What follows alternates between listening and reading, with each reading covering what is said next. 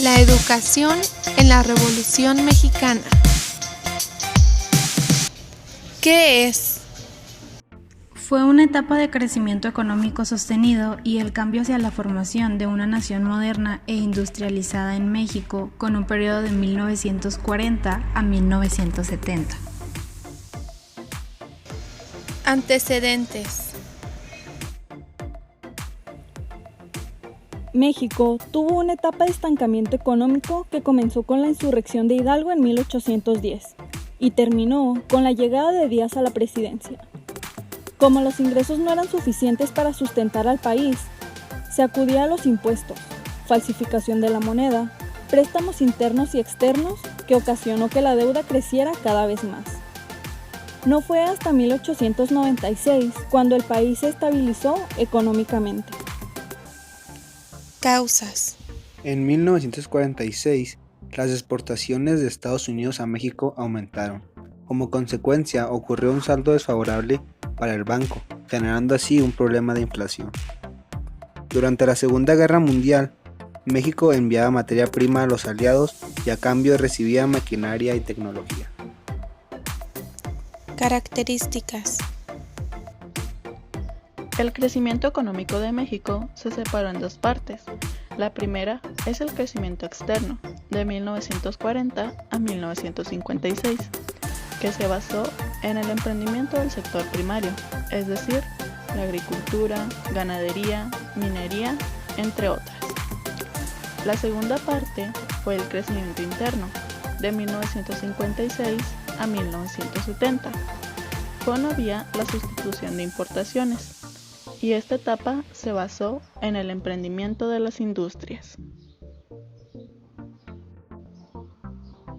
Se presentó un desarrollo estabilizador donde el dólar permaneció por más de 20 años en 12.50.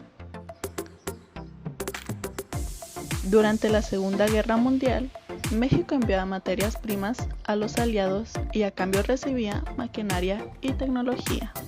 Se caracterizó por las reformas económicas y sociales por parte del Estado para desarrollar el mercado interno. Las bases de este modelo radican en estabilidad económica, economía libre de topes, desarrollo económico continuo. Los campesinos se iban a trabajar a las ciudades en busca de mayores oportunidades. Cada vez era más caro importar productos por el bajo valor del peso frente al dólar. El aumento de inflación, gasto público y disminución de gasto social. Gobiernos. Gobierno de Miguel Alemán de 1946 a 1952. Buscó combatir la inflación con crecimiento agrícola e industrial a través de la situación de importes. Su gobierno se enfoca en el desarrollo capitalista y abrió las puertas al capital de Estados Unidos. Hasta 1948, la importación y la inflación continuó creciendo, dejando como consecuencia desequilibrio en la balanza de pagos de México. Gobierno de Adolfo Ruiz Cortines de 1952 a 1958.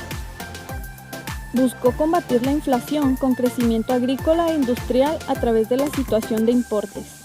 Su gobierno se enfoca en el desarrollo capitalista y abrió las puertas al capital de Estados Unidos. Hasta 1948, la importación y la inflación continuó creciendo, dejando como consecuencia desequilibrio en la balanza de pagos de México. Gobierno de Adolfo López Mateos de 1958 a 1964. Logró el mayor desarrollo a partir de la estabilidad monetaria. Se vio obligado a incrementar el reparto agrícola debido a las presiones campesinas. De esta manera, el reparto de tierras aumenta más de 11 millones de hectáreas. Gobierno de Gustavo Díaz Ordaz del año de 1964 a 1970. Retomó con mayor fuerza la política económica de su antecesor, utilizando políticas proteccionistas. Su objetivo principal era evitar el aumento de los precios de los productos básicos a través del equilibrio del peso con el dólar. Conclusión. Gracias a esto, la economía se desarrolló. La clase media tenía un buen nivel de vida, tenían trabajo, acceso a la salud y educación. Además, se crearon instituciones como el IMSS, Instituto Mexicano del Seguro Social.